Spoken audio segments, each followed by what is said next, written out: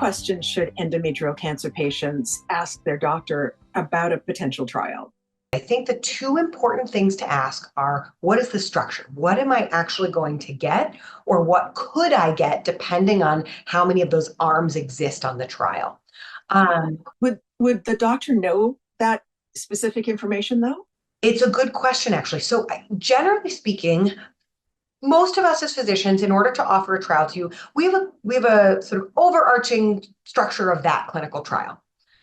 There may be some nuances about what the exact enrollment is in terms of the majority of the patients get this treatment, whereas a small minority get this treatment, or because of your specific, this patient's specific mutation profile, they must be enrolled on this subset of the trial. So there are some nuances there that, generally speaking, if I, as the physician, don't know, I will contact what's called my clinical trial coordinator or my research nurse, and they can come spell out some of those nuances.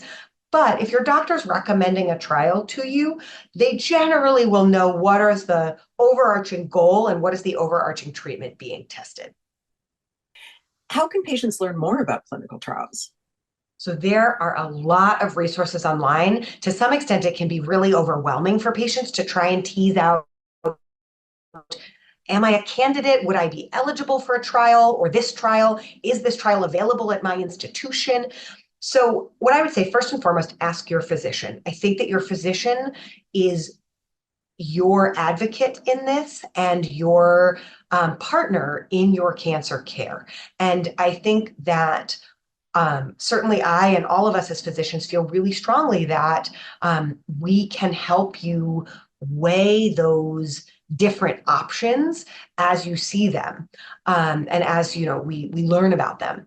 So I think that that's where I would start. I think there are a lot of online resources. The sort of FDA and the government have a cancer trials website that you can go to and search for your specific cancer type. Many institutions, my own included, will have their own institutional trials website where on my institution, you can kind of look up and see what trials do we have open at my institution, because obviously the government will kind of speak nationally, but your particular treating physician might not have the availability to give you that particular trial.